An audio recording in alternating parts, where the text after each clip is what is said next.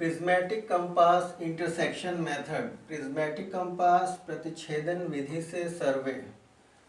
तो ये जो अंशांकित वलय आप देख रहे हैं, ग्रेजुएटेड रिंग कहते हैं इसे, और बीच में एक मैग्नेटिक नीडल है।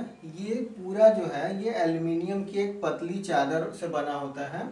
बीच में मैग्नेटिक नीडल होती है और ये साइड में जो सर्कल है ये अंशांकित वलय होता है। यहाँ पे कोण जो डिग्री में या अंश में कोण का मान लिखा होता है।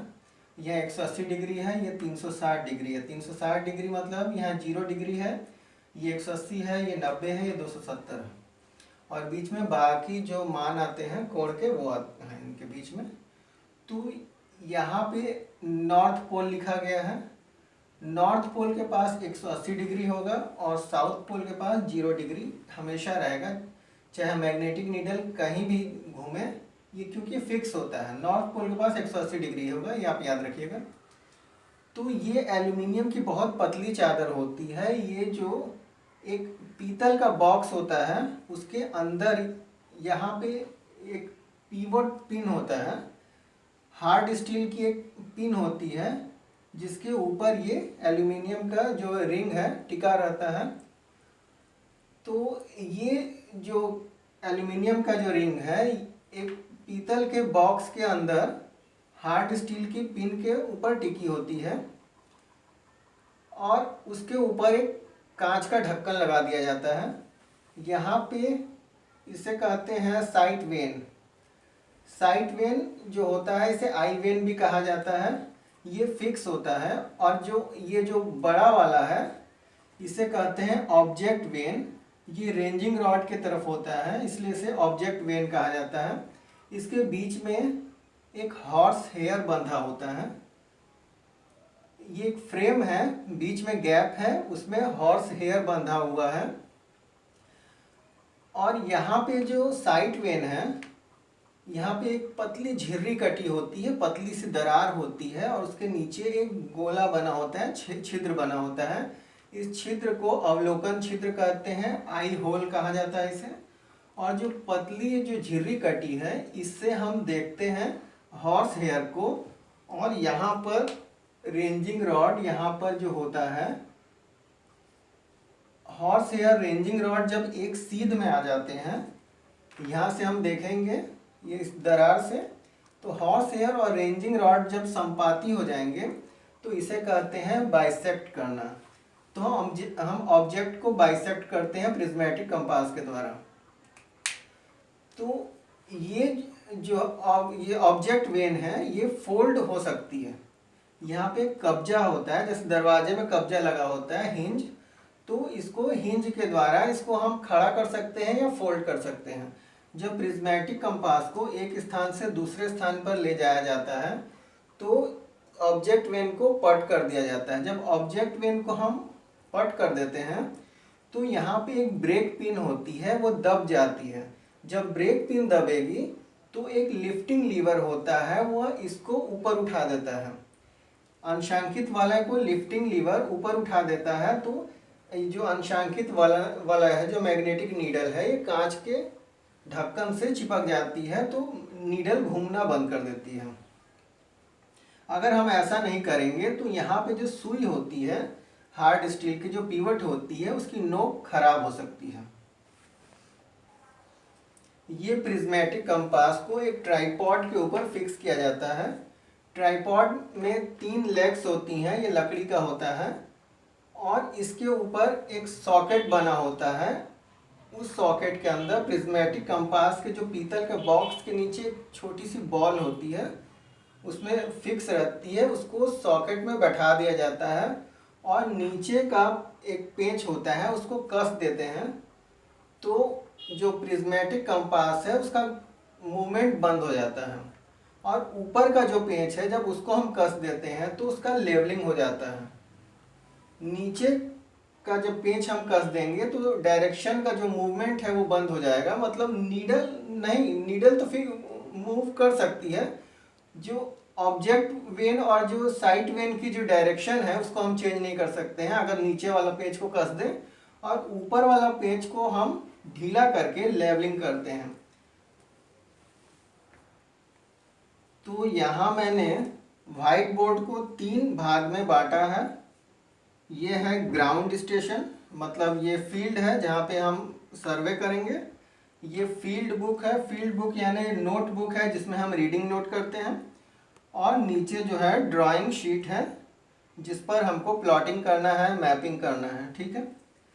तो यहाँ पे मैंने डायरेक्शन बनाया है नॉर्थ, साउथ, ईस्ट, वेस्ट, ताकि पता चले कि मतलब जो हमारा जो फील्ड है किस प्रकार का है। यहाँ पे बिल्डिंग 1 है और ये बिल्डिंग 2 है। बिल्डिंग 1 के पास इलेक्ट्रिक पोल है और बिल्डिंग 2 के पास एक ट्री है। सिंबल आप समझ जाएंगे, ये वेस्ट डायरेक्शन है, ये ईस्ट डायरेक्शन है, W1 E1, ये W2 E2, एक कॉर्नर है बिल्डिंग का। पोल के लिए मैंने P सिंबल P लिखा है और ट्री के लिए T लिखा है, ठीक है।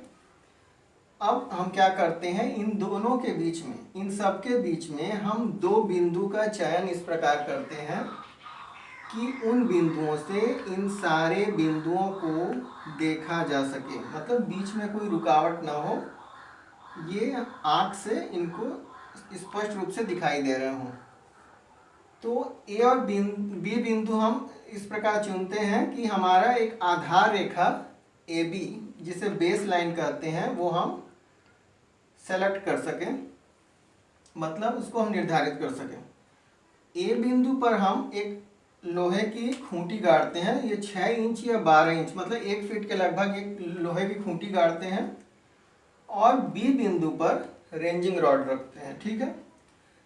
ए बिंदु पर हम आयरन की खूंटी गाड़ेंगे, इसके ऊपर अब हम लाके ट्राइपॉड को रख देते हैं प्रिज्मेटिक कंपास के सेटअप के साथ। अब ये प्रिज्मेटिक कंपास के नीचे जो ट्राइपॉड है उसके नीचे यहाँ पे एक हुक लगा होता है। इस हुक में हम धागा के सहायता से प्लम बॉब को लटका देते हैं। प्लम बॉब पीतल की एक इस प्रकार की त्रिभुजाकार, ये एक गोले के जैसा होता है, इस पर एक धागा बंधा होता है पतला सा। इस धागा को हम इस हुक में लटका देंगे, तो जब प्लम बॉब और खूंटी जब एक संपाती हो जाएंगे, मतलब प्लम बॉब की जो नोक है आयरन की खूंटी के ठीक ऊपर आ जाएगी, तो इसे कहते हैं सेंटरिंग करना। तो हम प्रिज्मेटिक कंपास का सेंटरिंग करते हैं ए बिंदु पर। सेंटरिंग इसलिए की जाती है कि जो ए बिंदु जो है ग्राउंड पर है वो संपाती हो जाए प्रिज्मेटिक कंपास के मैग्नेटिक नीडल के सेंटर से, मतलब पीवट पिन और जिस पिन पर ये मैग्नेटिक नीडल घूम रहा है वो और ये ग्राउंड स्टेशन ठीक एक के नीचे एक के ऊपर एक हो जाए, ठीक है। तो ये हो गया सेंटरिंग। सेंटरिंग के बाद अगला काम होता है लेवलिंग का। लेवलिंग के लिए हम स्पिरिट लेवल लेते हैं और उसको हम प्रिज्मेटिक कंपास के ढक्कन के ऊपर रख देते हैं। अब ट्राइपॉड के लेग्स को आगे पीछे थोड़ा हम हिलाते हैं और लेवलिंग करते हैं। अगर लेवलिंग नहीं हो पा रहा है तो फिर प्रिज्मेटिक कंपास को हम हाथ से पकड़ के थोड़ा एडजस्ट कर लेते हैं और जब लेवलिंग हो जाता है तो पेंच को हम कस देते हैं। लेवलिंग हम देख लेते हैं स्पिरिट लेवल की सहायता से। स्पिरिट लेवल का जब जो बीच में अल्कोहल है, स्पिरिट जो भरा हुआ है, जब सेंटर में आ जाएगा तो लेवलिंग हो जाता है। तो सेंटरिंग और लेवलिंग के बाद हम रेंजिंग रॉड को बी बिंदु पे लगा देते हैं, गड्ढा खोद कर फिक्स कर देते हैं। यहाँ जब ए बिंदु पर हम चूना का हम गोला घेरा लगा देते हैं और बी बिंदु पर भी वहाँ घेरा लगा देते हैं ताकि हमको याद रहे कि हम कहाँ पे ग्राउंड स्टेशन बनाए हैं। अब इसके बाद क्या करते हैं, हम रीडिंग लेंगे। तो रीडिंग जो हम लेते हैं वो क्लॉकवाइज लेते हैं, घड़ी की सुई की दिशा में हम रीडिंग लेंगे। तो ए बिंदु से जब हम बी बिंदु को देखेंगे तो इसे कहते हैं अग्र दिक्मान, फॉरवर्ड बियरिंग, और जब बी बिंदु से जब हम ए बिंदु को देखेंगे तो इसे कहते हैं पश्च दिक्मान, बैकवर्ड बियरिंग। तो यहाँ पे रेंजिंग रॉड से हम यहाँ रेंजिंग रॉड लगा दिए बी पर। प्रिज्मेटिक कंपास का ऑब्जेक्ट वेन जो है हम ऑब्जेक्ट जो है रेंजिंग रॉड की तरफ रखेंगे। साइट वेन हमारा इधर रहेगा, यहाँ से हम देखेंगे। साइट वेन में जो झिर्री कटी हुई है प्रिज्म स्लिट, वहाँ से हम देखेंगे। अब यहाँ मैं आपको बता दूं जो साइट वेन है यहाँ पे एक प्रिज्म स्लिट कटी होती है, मतलब जो झिर्री कटी होती है उसके पास एक प्रिज्म लगा होता है। प्रिज्म का काम ये है कि जैसे यहाँ पे रीडिंग आप देख रहे होंगे, जैसे यहाँ से देखेंगे तो ये 90 जो लिखा है उल्टा लिखा हुआ है। तो यहाँ अगर हम यहाँ से देखते हैं तो ये 270 ही उल्टा है। तो अगर मान लीजिए यहाँ 270 लिखा हुआ है, ये उल्टा जब लिखा हुआ है तो प्रिज्म से देखने पर ये सीधा दिखाई देगा, और ये छोटा है तो प्रिज्म से देखेंगे तो बड़ा भी हो जाएगा, और दूसरी बात है सीधा भी दिखाई देता है। इसलिए इसे प्रिज्मेटिक कंपास भी कहा जाता है क्योंकि इसमें प्रिज्म लगा होता है। तो अब हम अपना डायरेक्ट रीडिंग नोट करते हैं। उस जो रीडिंग लेते हैं उसे हम दिक्मान कहते हैं, दिक्मान या बेरिंग। बेरिंग मतलब जो डायरेक्शन होता है चुंबकीय याम्योत्तर से। चुंबकीय याम्योत्तर का मतलब जो नॉर्थ पोल है उससे कितना एंगल का कोण बना रही है वो रेखा, उसे दिक्मान कहते हैं। यहाँ पे एक चीज़ और देख लेते हैं, ये जो नॉर्थ साउथ जो बना है इसे हम कहते हैं ट्रू मेरिडियन। याम्योत्तर का मतलब होता है वह रेखा जो उत्तर दिशा को प्रदर्शित करे। तो नॉर्थ, ये जो रेखा बनी है नॉर्थ साउथ, इसे ट्रू मेरिडियन कहते हैं। ये भौगोलिक याम्योत्तर कहलाती है। मैग्नेटिक नीडल का जो चुंबकीय याम्योत्तर है इसे चुंबकीय याम्योत्तर कहते हैं। और जो हम पेपर पे बनाते हैं वो हम कल्पना करते हैं कि नॉर्थ डायरेक्शन इस दिशा में है, तो उसे कल्पित याम्योत्तर कहा जाता है, एज्यूम्ड मेरिडियन। तो हम ड्राइंग शीट पे एज्यूम्ड मेरिडियन बनाते हैं, कल्पित याम्योत्तर। धरातल पे भौगोलिक याम्योत्तर होता है, और प्रिज्मेटिक कंपास की जो नीडल है वो चुंबकीय याम्योत्तर को प्रदर्शित करती है। तो चुंबकीय याम्योत्तर से कोई रेखा कितना कोण बना रही है इसे बेरिंग कहा जाता है, दिक्मान कहते हैं। तो जो हम रीडिंग लेंगे वो दिक्मान होता है। यहाँ से लेंगे तो फॉरवर्ड बेरिंग और यहाँ से लेंगे तो बैकवर्ड बेरिंग। तो सबसे पहले हमारा काम होता है हम रेंजिंग रॉड को देखेंगे और जो रीडिंग आएगा उसको नोट करेंगे फील्ड बुक में। तो फील्ड बुक में रीडिंग नोट करने के पहले एक ज़रूरी काम है, ए और बी बिंदु के बीच की दूरी हम टेप से नाप लेते हैं। फीता से मीट्रिक टेप जो होता है उससे हम इसकी दूरी नाप लेंगे, और फील्ड बुक में लिख लिया है ए बी बराबर 15 मीटर। ठीक है, अब इसका हम बेरिंग नोट करते हैं। इसका एंगल जो आया है उसको हम प्रिज्म से आई होल से देखकर उसको हम नोट कर लेंगे। फील्ड बुक में ये जो एंगल आया है 90 डिग्री का आया है। यहाँ से हम जब रेंजिंग रॉड को देखेंगे तो यहाँ पर जो रीडिंग आएगी आई होल के पास उसको हम देखेंगे प्रिज्म की सहायता से, तो वह आया है 90 डिग्री। इसको ये बी बिंदु की रीडिंग हो गई। इसी प्रकार हम W1 की रीडिंग लेंगे। प्रिज्मेटिक कंपास को ये रेंजिंग रॉड को हम W1 पे लगाएंगे।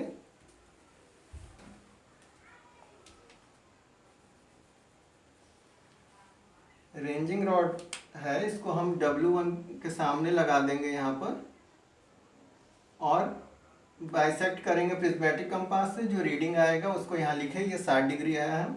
इसके बाद इस रेंजिंग रॉड को हम निकालेंगे यहाँ से और यहाँ लगा देंगे E1 के सामने, और जो रीडिंग आया है वो 70 डिग्री। फिर रेंजिंग रॉड को हम यहाँ से निकाल कर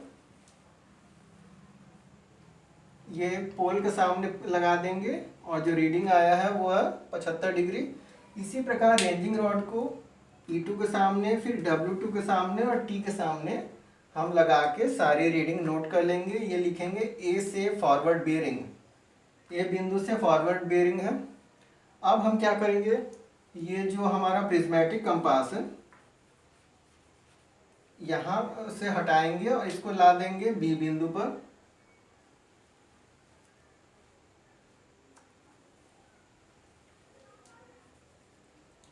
ये ऑब्जेक्ट वेन यहाँ पे होगा, यहाँ पे आई वेन होगा। ऑब्जेक्ट वेन की लंबाई अधिक होती है, आई वेन की लंबाई कम होती है साइट वेन की।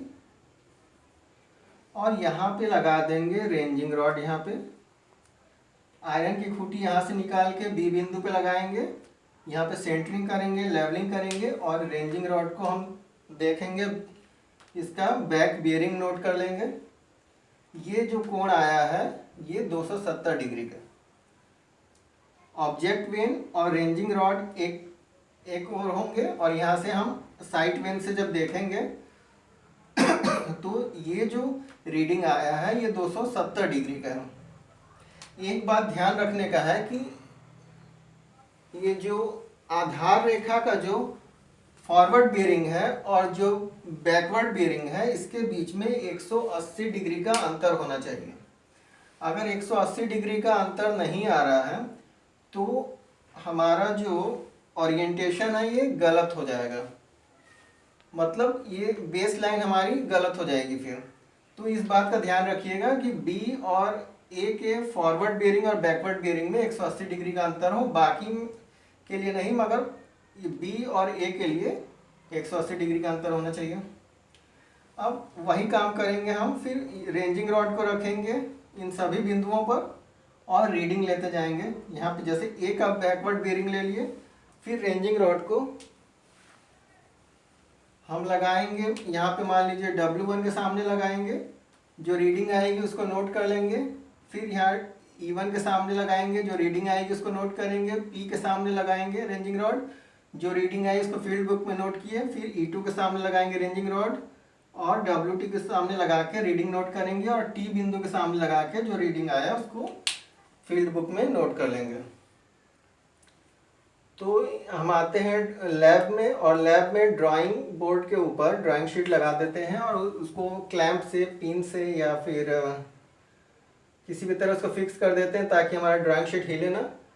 ऊपर हम हेडिंग लिख देते हैं प्रिज्मेटिक कंपास, इंटरसेक्शन मेथड और फील्ड का नाम, जो कैंपस है, ग्राउंड स्टेशन है, ग्राउंड है, चाहे स्टेडियम है, जो भी हो, प्ले ग्राउंड है, वो लिख देंगे। यहाँ पे इंडेक्स लिख देंगे, इंडेक्स में हम सिंबल बना देते हैं, उसका विवरण लिख देते हैं। यहाँ पे स्केल लिख देते हैं। स्केल मैं लिया हूँ 1 सेंटीमीटर बराबर 1 मीटर, तो 15 मीटर का हो जाएगा 15 सेंटीमीटर। तो 15 सेंटीमीटर की रेखा खींचनी है, तो सबसे पहले ए बिंदु, यहाँ पे एक बिंदु लेते हैं ए बिंदु, उसके ऊपर हमको कल्पित याम्योत्तर बनाना है, मतलब नॉर्थ पोल बनाना है। नॉर्थ पोल खींच लेते हैं ए बिंदु पर। अब सबसे पहले जो रीडिंग है ए बिंदु से बी की जो रीडिंग आई है 90 डिग्री, तो ये जो प्रोट्रैक्टर है इसका जो 0 डिग्री है हम इसको रखेंगे नॉर्थ के सीध में, और ये जो सेंटर है इसको ए बिंदु पर रखेंगे और 0 को नॉर्थ के सीध में रखेंगे। ये 90 डिग्री आया एंगल, यहाँ बिंदु लगा दिए और एक रेखा खींच देंगे जिसकी लंबाई होगी 15 सेंटीमीटर। ये हो गया बी बिंदु, ए बी रेखा हमारी हो गई। अब यहाँ पे हमको फिर यहाँ नॉर्थ पोल बनाना होगा, कल्पित याम्योत्तर। अब ए बिंदु से हमारी जो रीडिंग है, फॉरवर्ड बेयरिंग जो है W1 की रीडिंग है 60 डिग्री, तो यहाँ सेंटर रखेंगे प्रोटेक्टर का, और 0 डिग्री को हम रखेंगे नॉर्थ के डायरेक्शन में। अब रीडिंग नोट करेंगे, ये ध्यान रखिएगा नॉर्थ की तरफ 0 होना चाहिए। तो W1 की रीडिंग है 60 डिग्री, 60 डिग्री का बिंदु लगा दिए। E1 है 70 डिग्री, तो 70 का बिंदु लगा दिए। 75 डिग्री है P का, तो यहाँ बिंदु लगा दिए। W2 है 110 डिग्री, इसकी बिंदु लगा दिए। E2 105 डिग्री, इसकी बिंदु लगा दिए, और T है 135 डिग्री। ये बिंदु हम लगा देंगे। इसी प्रकार बी पर आएंगे, बी पर सेंटर रखेंगे इसका, और जो 0 है वो नॉर्थ के डायरेक्शन में होगा। कहाँ गया ये तो सेंटर यहाँ रख दिए प्रोट्रैक्टर का, और 0 नॉर्थ के डायरेक्शन में। अब जो है हम सारा जो एंगल है,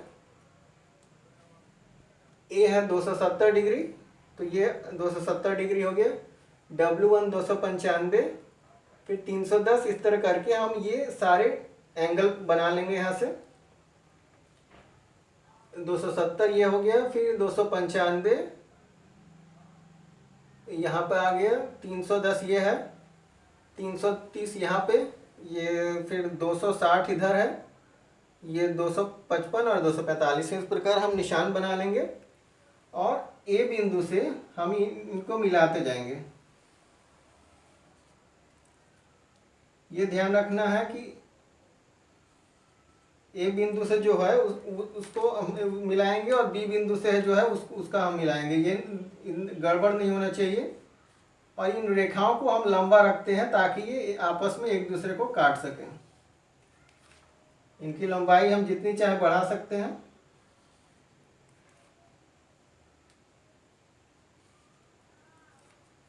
और फिर ये बी से इन बिंदुओं को मिलाते जाएंगे।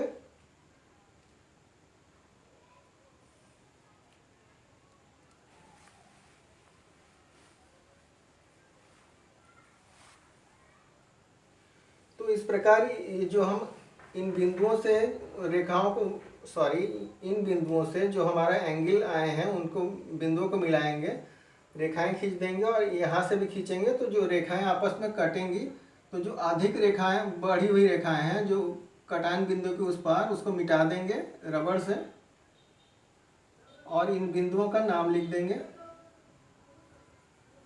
बढ़ा हुआ भाग मिटा देंगे और इन बिंदुओं का नाम लिख देंगे। यहाँ पे ये टी हो गया, यहाँ पे पी है और ये जो बिल्डिंग है W2E2 का जो कॉर्नर है इसको मिला देंगे और यहाँ पे इसका सिंबल बना देंगे। सिंबल इसका बना देंगे यहाँ पे इस प्रकार।